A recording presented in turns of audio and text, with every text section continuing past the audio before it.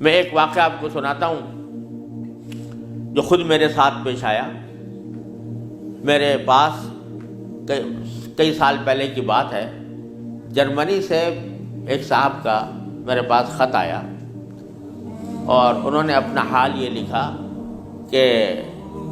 میں پاکستان میں تھا اور وہاں سے پھر میں روزگار کی تلاش میں جرمنی آ گیا. جرمنی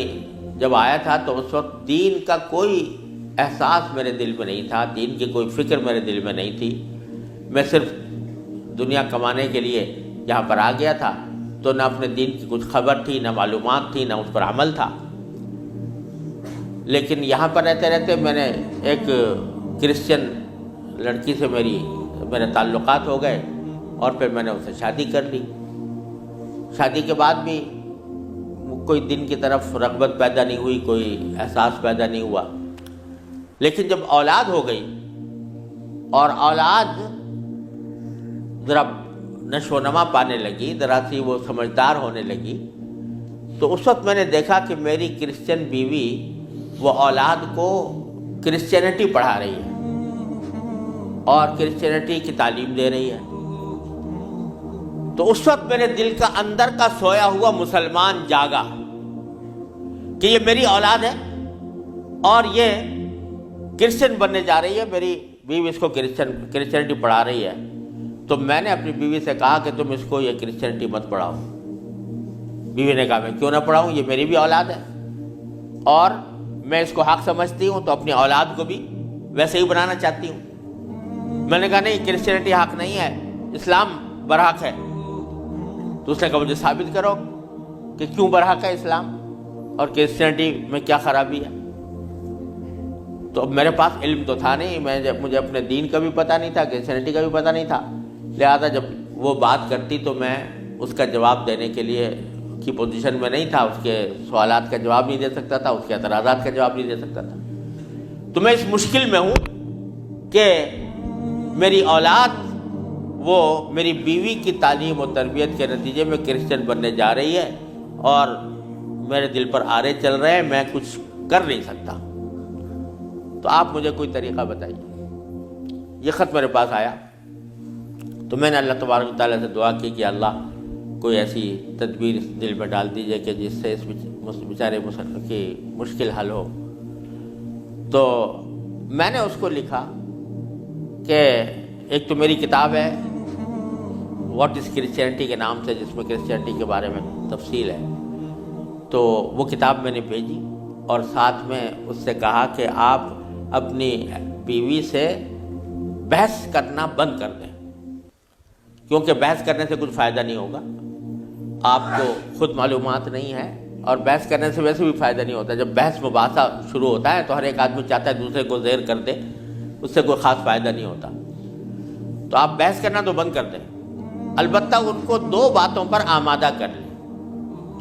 ایک بات تو یہ کہ اس سے یہ کہیں کہ بھئی خدا کو تم بھی مانتی ہو اور میں بھی مانتا ہوں، اور یہ بھی مانتی ہو کہ خدا سے دعا کی جاتی ہے. تو آؤ ہم دونوں بیٹھ کر یہ دعا کریں، اکٹھے بیٹھ کر یہ دعا کریں کہ یا اللہ اگر اسلام برحق ہے تو ہمارا سینہ اسلام کے لیے کھول دیجئے، اس پر عمل کی توفیق عطا فرمائیے. اور اگر کرسچینٹی برحق ہے تو پھر کرسچینٹی کے اوپر ہمارا دل کو مطمئن کر دیجئے. دونوں مل کے یہ دعا کیا کریں. ایک تو اس بات پر اس کو آمادہ کریں، دوسرے اس بات پر آمادہ کریں میں کتاب بھیج رہا ہوں کہ وہ کتاب کا مطالعہ کر لیں. میں نے یہ لکھ تو دیا، اللہ تعالیٰ سے دعا بھی کی کہ اللہ میں نے لکھ تو دیا ہے، اس کو مؤثر و مفید بنا دیجئے. کچھ عرصے کے بعد اس ساتھی کا خط آیا. اس نے لکھا کہ الحمدللہ میری بیوی نے آپ کی دونوں باتیں تو مان لی ہیں اور کہا کہ یہ دعا بھی کروں گی اور یہ کتاب بھی پڑھوں گی، لیکن ابھی کوئی فرق نہیں آیا، معاملہ کیوں کا توں ہے. تو میں نے پھر ان کو خط لکھا کہ آپ گھبرائیں نہیں اور اس عمل کو جاری رکھیں، دعا کرتے رہیں، تو گھبرائیں نہیں. اس کے کچھ عرصے کے بعد ان کا خط آیا میرے پاس. اس میں انہوں نے لکھا کہ عجیب و غریب واقعہ ہو گیا. وہ یہ کہ میری بیوی وہ کسی جگہ کوئی ڈگری کورس کر رہی تھی، اس سلسلے میں یونیورسٹی گئی، اور یونیورسٹی سے واپس آتے ہوئے ہم دونوں واپس آ رہے تھے، وہ گاڑی ڈرائیو کر رہی تھی، میں اس کے برابر میں بیٹھا ہوا تھا، تو اچانک اس نے گاڑی ایک جگہ روک کر اور اس نے اپنا سر اسٹیئرنگ کے اوپر جھکا لیا اور بے تحاشا رونے لگی۔ میں سمجھا کہ خدا نہ کرے اس کے اوپر کوئی دل کا دورہ پڑا ہے یا کوئی تکلیف ہوئی ہے، تو میں پریشان ہوا۔ میں نے پوچھا کیا بات ہے، تو روتے روتے اس سے بولا نہیں جا رہا تھا۔ بمشکل جب میں نے بار بار پوچھا تو اس نے ایک جملہ کہا کہ میں اور کوئی تکلیف نہیں ہے، بس مجھے تم مسلمان بنا، اسلام میں قبول کرنا چاہتی ہوں۔ کہتے مجھے اپنے کانوں پر اعتبار نہیں آیا کہ یہ وہی عورت ہے کہ جو اتنی شدت کے ساتھ مجھ سے بحث کیا کرتی تھی، اور اب یہ کری کہ میں نے کیا کہا، تو بار بار میں نے اس سے پوچھا تو اس نے کہا کہ نہیں، میں سچ کہہ رہی ہوں کہ مجھے مسلمان ہونا ہے، تو مجھے کہیں لے جا کر مجھے مسلمان بناؤ۔ میں پھر اس کو فوراً اسلامی سینٹر میں لے گیا، وہاں جا کے اس نے کلمہ شہادت پڑھا، مسلمان ہوئی، اور اس نے خط میں لکھا تھا کہ یہ اتفاق سے یہ دن رمضان کا تھا، اور آج پہلا موقع ہے کہ ہم دونوں نے سحری میں اٹھ کر ہم دونوں نے اکٹھا روزہ رکھا ہے، اور آپ کو خط لکھ رہے ہیں، اور دوسرا خط میری بیوی کی طرف سے ہے۔ تو دوسرا خط اس کے ساتھ تھا اس کی بیوی کی طرف سے، اور اس نے مجھے لکھا تھا کہ میں آپ کا شکریہ ادا کرتی ہوں کہ آپ نے مجھے ایک ایسا طریقہ بتایا جس کے ذریعے اللہ تبارک و تعالیٰ نے مجھے ہدایت عطا فرمائی۔ تو یہ میرے خود اپنے ساتھ پیش آیا ہوا واقعہ ہے۔ اللہ تعالیٰ سے اگر ہدایت مانگی جاتی ہے وہ دعا رد نہیں ہوتی۔ یعنی بہت سی دعائیں جو ہم دنیا کے لیے مانگتے ہیں کہ یا اللہ ہمارا روزگار لگ جائے، ہماری دولت میں اضافہ ہو جائے، اس میں ضروری نہیں کہ اللہ تبارک و تعالیٰ وہی چیز دے دیں جو آپ نے مانگی ہے، اس لیے کہ بعض اوقات اللہ تعالیٰ کے علم میں ہوتا ہے کہ یہ چیز اس کو دیں گے تو اس کے لیے نقصان دہ ہوگی، کوئی اور چیز دے دیتے ہیں، اس سے اچھی چیز دے دیتے ہیں۔ بعض مرتبہ آدمی مانگتا ہے کہ مجھے میری دولت میں اضافہ ہو جائے، لیکن اللہ تعالیٰ جانتے ہیں کہ اس کی دولت میں اضافہ ہوگا تو پتہ نہیں یہ کس وادی میں جا کے گرے گا، لہذا وہ نہیں دیتے اس کو، لیکن دعا کا ثواب اس کو دے دیتے ہیں۔ اسی طریقے سے بعض اوقات دنیا کے بارے میں اگر یہ ہو کہ بھئی اللہ میاں مجھے محسن فرض کرو کہ بیمار ہے تو شفا مل جائے، تو بیماری کے اندر بعض اوقات اللہ تعالیٰ جانتے ہیں کہ اس کا بیمار رہنا ہی اس کے حق میں زیادہ فائدہ مند ہے، تو وہ بعینی ہی وہ چیز نہیں دیتے، لیکن اس سے اچھی چیز عطا فرما دیتے ہیں۔ یہ اللہ تبارک و تعالیٰ کی سنت ہے دنیاوی چیزوں کے بارے میں۔ لیکن اگر کوئی ہدایت مانگے سچے دل سے، یا اللہ مجھے ہدایت دے دے، یا اللہ مجھے سیدھے راستے پر چلنے کی توفیق دے دے، یا اللہ میری اولاد کو سیدھے راستے پر چلنے کی توفیق دے دے، تو یہ دعا رد نہیں ہوتی، اور یہ دعا ضرور قبول ہوتی ہے بشرطے کہ مانگنے والا ہو، سچے دل سے مانگے، خشوع کے ساتھ مانگے، اللہ تعالیٰ سے مانگنے کے انداز میں مانگے، تو اللہ تبارک و تعالیٰ وہ دعا رد نہیں فرماتے۔ بلکہ میرے شیخ حضرت عارفی رحمۃ اللہ علیہ فرمایا کرتے تھے کہ اپنے اللہ میاں سے جب کوئی مانگو تو مچل کر مانگا کرو، یعنی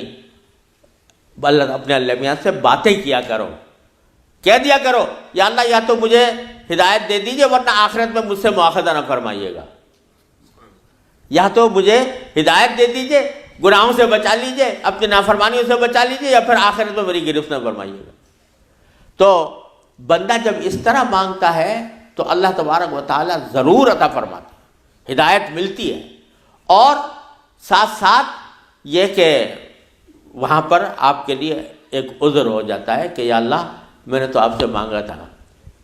اور کہا تھا کہ مجھے ہدایت دے دیجئے، میرے گناہ چھڑوا دیجئے مثلا۔ تو آدمی اپنی سی کوشش کرے اور باقی کام کے لیے دعا کرے، صرف دعا بھی کافی نہیں ہوتی، اپنی سی کوشش بھی ضروری ہے۔ جیسے میں نے یہ مثال دی تھی تو میں نے ساتھ میں اس کو کتاب بھی دی تھی، ایسا نہیں کہ صرف دعا ہی پر اکتفا کرے، بلکہ تھوڑا سا طلب اس کے اندر پیدا ہو، کہ طلب بھی ہو، طلب ہو اور اس طلب کے لیے کوئی عملی اقدام اپنا سا کرے، اس کے بعد اللہ تعالیٰ سے مانگے تو اللہ تعالیٰ رد نہیں فرماتے۔ حضرت مولانا رومی رحمۃ اللہ علیہ فرماتے ہیں، مثنوی والے مولانا رومی فرماتے ہیں کہ دیکھو حضرت یوسف علیہ السلام کا واقعہ دیکھو کہ ان کو جب زلیخا نے ورغلایا، گناہ کے اوپر آمادہ کرنے کی کوشش کی، تو قرآن کریم میں ہے کہ اس سے پہلے اس نے سارے دروازوں پر تالے ڈال دیے تھے، غلقت الابواب، سارے دروازوں پر تالے ڈال دیے تھے، اور پھر حضرت یوسف علیہ السلام کو بہکایا، ورغلایا۔ تو حضرت یوسف علیہ السلام آنکھوں سے دیکھ رہے تھے کہ سامنے دروازوں پر تالے پڑے ہوئے ہیں، نکلنے کا راستہ نہیں ہے، لیکن انہوں نے یہ سوچا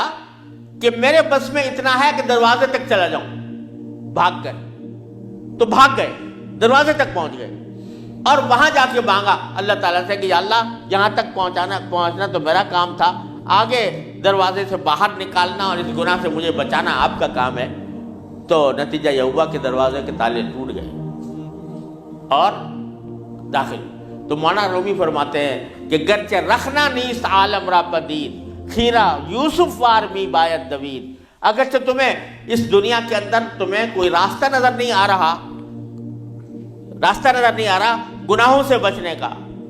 اللہ تبارک و تعالیٰ کی نافرمانی سے بچنے کا ماحول ایسا ہے، اس سے نکلنے کا راستہ نظر نہیں آیا، لیکن خیرہ یوسف وار می باید دوید، جس طرح یوسف علیہ السلام دروازے اپنے حد تک جتنا کر سکتے تھے اس کے لیے دروازے تک دوڑ گئے، اس طرح تم بھی دوڑ جاؤ اور پھر اللہ تبارک و تعالیٰ سے مانگو، تو اللہ تبارک و تعالیٰ انشاءاللہ رد نہیں فرمائیں گے۔ اس لیے میں عرض کرتا ہوں کہ اپنے معمولات میں، روزمرہ کے معمولات میں یہ بات شامل کریں کہ رات کو سونے سے پہلے اللہ تبارک و تعالیٰ کی بارگاہ میں اپنی بھی اور اپنی اولاد کی بھی، اپنے گھر والوں کی بھی ہدایت کی دعا فرمائیں۔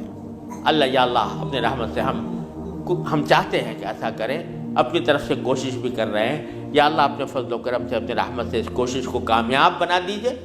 اور ہمارے دلوں کو پھیر دیجئے۔ قرآن کریم حضور اقدس صلی اللہ علیہ وسلم دعا تلقین فرمائی، یا مصرف القلوب صرف قلوبنا علی طاعتک، اے وہ ذات جو دلوں کو پھیرنے والی ہے، اے اللہ ہمارے دلوں کو اپنی طاعت کی طرف پھیر دیجئے، اپنی اطاعت کی طرف پھیر دیجئے۔ یہ دعا سرکار دو عالم صلی اللہ علیہ وسلم تلقین فرمائی۔ تو یہ دعا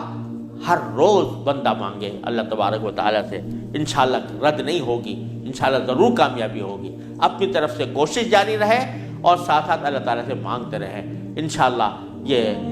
کوشش کبھی رائے گاہ نہیں جائے گی۔ اللہ تبارک و تعالیٰ اس کو ضرور قبول فرمائے۔